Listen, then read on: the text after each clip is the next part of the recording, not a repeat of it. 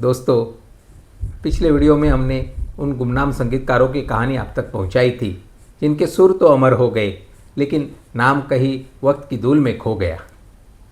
आपको जानकर खुशी होगी कि उस वीडियो को लगभग 500 के करीब व्यूज़ मिले और उससे भी बढ़कर आप सभी का भरपूर प्यार और सराहना मिली।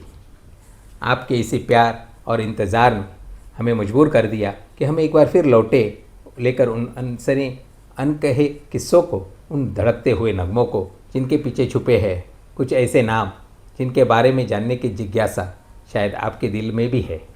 तो लीजिए, आज हम फिर हाजिर हैं उन गुमनाम संगीतकारों के कुछ और खूबसूरत नगमों के साथ जो भले ही नाम से दूर रह गए लेकिन अपने संगीत से आज भी हमारे दिलों में ज़िंदा है।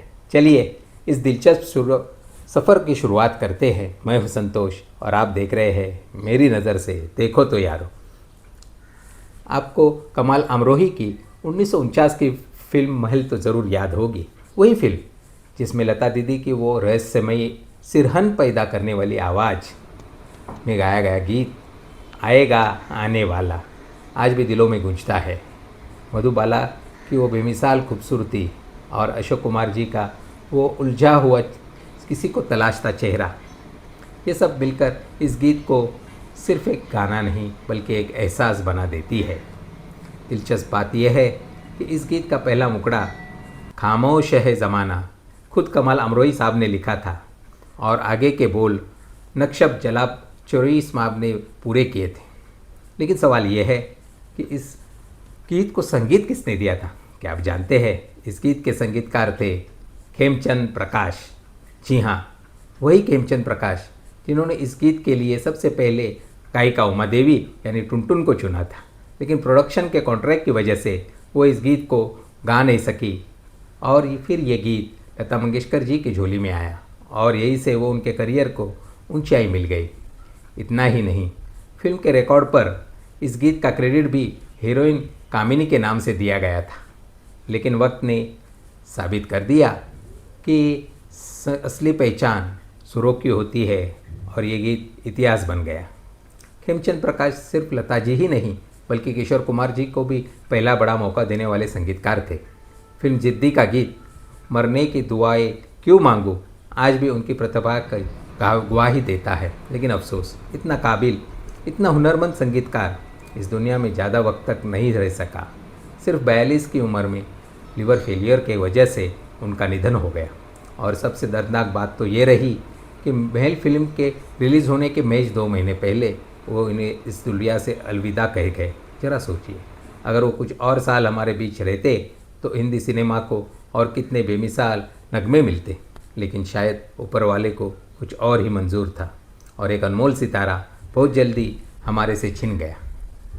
आपको लता दीदी और उषा मंगेशकर जी का वो प्यारा सा गीत तो ज़रूर याद होगा, तुमको पिया दिल दिया कितने नाज से, जिसे हेलन और रागिनी जी पर फिल्माया गया था। ये गीत 1963 की फिल्म शिकारी का था जिसके हीरो थे अजीत। लेकिन क्या आप जानते हैं इस मधुर गीत के पीछे किस संगीतकार का जादू था? ये थे एक बेहद ही काबिल और प्रतिभाशाली संगीतकार गुरचरण सिंह कोहली, जिन्हें हम जीएस कोहली के नाम से जानते हैं। जी हाँ, ये वही जीएस कोहली है जो मशहूर संगीतकार ओपी नैयर साहब के असिस्टेंट रहे और जिनकी धुनों में वही लय, वही रिदम, वही जादू साफ झलकता है। बतौर स्वतंत्र संगीतकार उन्होंने भले ही सिर्फ 15 फिल्मों में काम किया हो, लेकिन उन चंद फिल्मों में भी उन्होंने अपने अलग पहचान बनाई। खासतौर पर फिल्म शिकारी उनकी करियर की एक अहम कड़ी रही क्योंकि इस फिल्म के लगभग सभी गीत सुपरहिट साबित हुए। चाहे वो रफ़ी साहब और लता दीदी का दिलकश ड्यूएट हो, अगर मैं पूछूं जवाब दोगे, या फिर चमन के फूल भी तुझको गुलाब कहते हैं जो गीत और रागिनी पर फिल्माया गया था। हर गीत में कोहली साहब के धुनों का जादू बिखरा हुआ था। इसके अलावा 1965 की film adventures of robin hood का रफ़ी साहब का वो शानदार गीत माना मेरे हंसी सनम तू रश के महताब है पर तू है लाजवाब तो मेरा कहाँ जवाब है, जिसके बोल योगेश जी ने लिखे थे, आज भी सुनने वालों के दिलों को अपनी जगह बनाए हुए है। बहुत कम लोग जानते हैं फिल्म निर्देशक और अरुणा ईरानी जी के पति कुक्कू कोहली जीएस कोहली के भतीजे हैं। ओपी नैयर साहब के जिन गीतों के हम रिदम और बीट्स की तारीफ़ करते हैं, उनके पीछे असल में जीएस कोहली का कमाल छिपा हुआ था। लेकिन अफसोस, इनकी प्रतिभा के बावजूद भी वो हमेशा ओपी नैयर के परछाई बनकर रह गए। अगली बार जब तुमको पिया दिल दिया सुने तो ज़रा ठहर कर सोचिएगा और अपना दिल इस गुमनाम लेकिन बेमिसाल संगीतकार जीएस कोहली को ज़रूर दीजिएगा। सारंगा तेरी याद में नैन हुए बेचैन, मधुर तुम्हारे मिलन बिना दिन कटते नहीं रहे। मुकेश जी का यह अमर गीत आखिर कौन भूल सकता है, जिसे शब्दों की आत्मा दी थी भरत व्यास जी ने और पर्दे पर इसे जिया था सुदेश कुमार और मराठी सिनेमा की खूबसूरत अदाकारा जयश्री गढ़कर ने। लेकिन क्या आप जानते हैं, इस दिल को छू लेने वाले संगीत गीत को किसने रचा था? इसका संगीत था सरदार मलिक का। आज की पीढ़ी शायद उन्हें अनु मलिक के पिता के रूप में जानती हो, लेकिन सच ये है, सरदार मलिक अपने आप में एक मुकम्मल और बेमिसाल संगीतकार थे।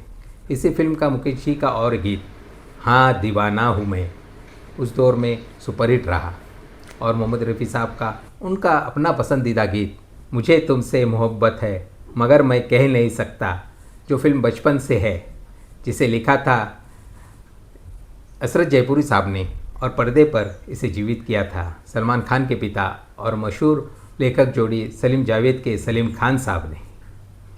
उन्होंने कुल 15 फिल्मों में संगीत दिया। इतने खूबसूरत दिल में उतर जाने वाले गीत देने के बावजूद सरदार मलिक का नाम धुंधला सा पड़ गया। वो फनकार जो अपने सुरों से दिल पर राज करता था, आज कहीं गुमनाम सा रह गया।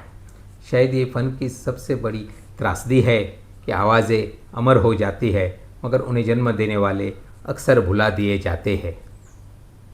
धार्मिक फिल्म जय संतोषी माँ, जो मई 1975 में रिलीज़ हुई और उसी साल कुछ ही महीनों बाद आई सदी की सबसे बड़ी फिल्म शोले। लेकिन हैरानी की बात यह देखिए कि शोले जैसे तूफ़ान कामयाबी के बावजूद जय संतोषी माँ ने उस साल पूरे 5 करोड़ रुपए के कमाई कर इतिहास रच दिया। इस अद्भुत सफलता का सबसे बड़ा श्रेय जाता है उस फिल्म की भक्ति संगीत को, जिसने हर घर हर दिल में भक्ति की लौ जलाए। उषा मंगेशकर की वो मधुर आवाज़, मैं तो आरती उतारूँ रे संतोषी माता की, मदद करो संतोषी माँ, करती हूँ तुम्हारा व्रत मैं, स्वीकार करो माँ।